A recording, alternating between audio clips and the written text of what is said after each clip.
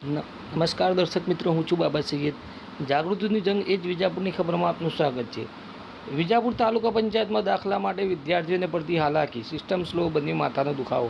સમાચાર વિગતવાર જાણીએ તો વિજાપુર શાળા પ્રવેશોત્સવ 2026 અને કોલેજ એડમિશન સિઝનના પગલે વિજાપુર તાલુકા પંચાયત કચેરી ખાતે આવકના દાખલા, જાતિના પ્રમાણપત્ર સહિતના દાખલા કઢાવવા માટે વિદ્યાર્થીઓ અને વાલીઓને ભારે ભીડ જોવા મળી રહી છે.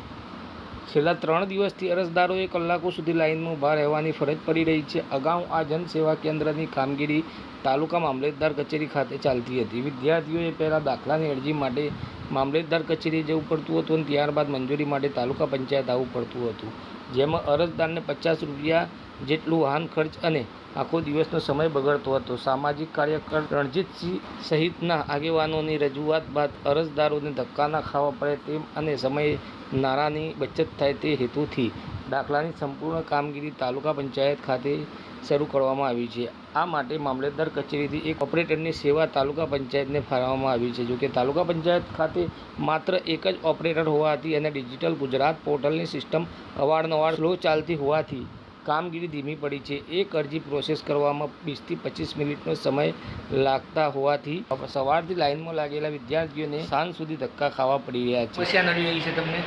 એટલે ખાલી સર્ટિફિકેટ કઢાવવાનું, પત્ર 4 દિવસથી થવું એટલે પણ નાની બેબી ને એટલે હેરાન થઈ જવાય. કઈ બાબતનું સર્ટિફિકેટ કરાવવાનું? ક્રિમિલિયર સર્ટી આવે ને. કેટલા દિવસથી તમે ધક્કા ખાવ છો?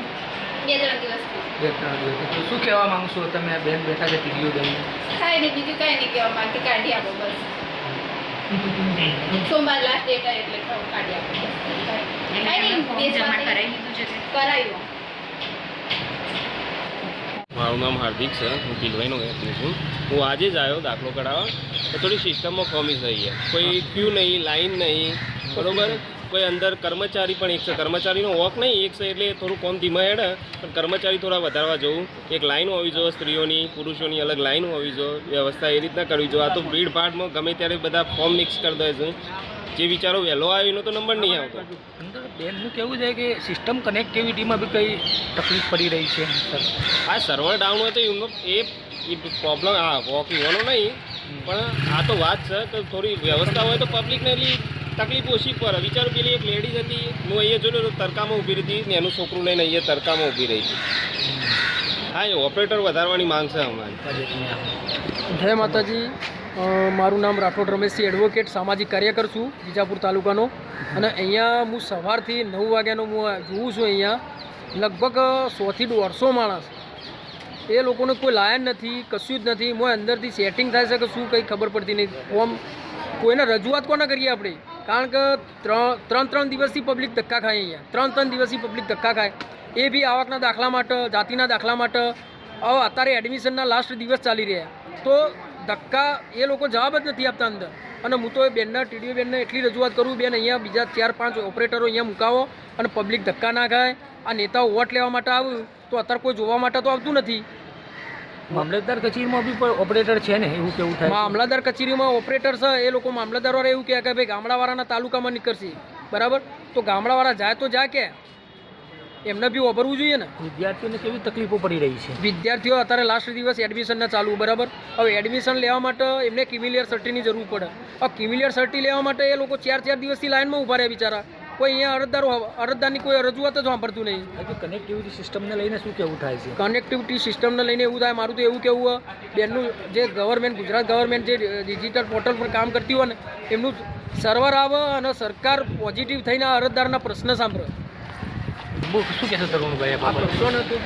વિજાપુર તાલુકા પંચાયતની અંદર 2 દિવસથી વિદ્યાર્થીઓ ઘણા ધક્કા ખાય છે અને આ તો બહુ જ હવે રોજિંદા વસ્તુ થઈ ગઈ છે.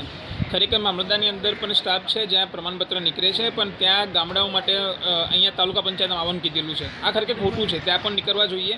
સિસ્ટમ એટલી એક વિનંતી કરીએ છીએ કે વિજાપુર તાલુકા પંચાયતના જે ટીડીઓ બેન છે, મામલતદાર સાહેબ છે, એમને વિનંતી કરીએ છીએ કે બંને જગ્યાએ વિદ્યાર્થીઓને પ્રમાણપત્ર કાઢવામાં જેટલું સહેલું પડે એ બાબતે સુવિધા કરવામાં આવે અને કોઈને પણ ધક્કા ખાવાની નોબત ના આવે એવી સિસ્ટમ કરવા વિનંતી. અને ટોકન જ્યાં સંખ્યા આગળ વધારે આવે છે તો ટોકન નંબર આપીને કોઈને હેરાનગતિ ન થાય તે પ્રમાણે સિસ્ટમ કરવા માટે વિનંતી કરીએ છીએ. સાચી વાત છે. મારા ત્યાં જનસેવા કેન્દ્ર મામલતદાર ઓફિસમાં ચાલતું હતું. બટ અરજદારોને ધક્કા ના ખાવા પડે, તકલીફ ના પડે એટલા માટે ત્યાંથી એક સ્ટાફ અમને આપ્યો છે. મેં એમને બેઠક વ્યવસ્થા બી અહીંયા કરી આપી છે. પણ એ એક બેન છે અને અરજદારો ક્ષમતા વધારે આવી જાય એ ઇસ્યુ થઈ રહ્યો છે. કોઈ કર્મચારી દરેક કામ કરે છે પણ કેવું કે ઓનલાઈન છે તો ટાઈમ સ્લો બી ચાલે, ફાસ્ટ બી ચાલે. એના લીધે જલ્દી ફોટો અપલોડ થાય ના થાય એ બધા રીઝન હશે કારણ.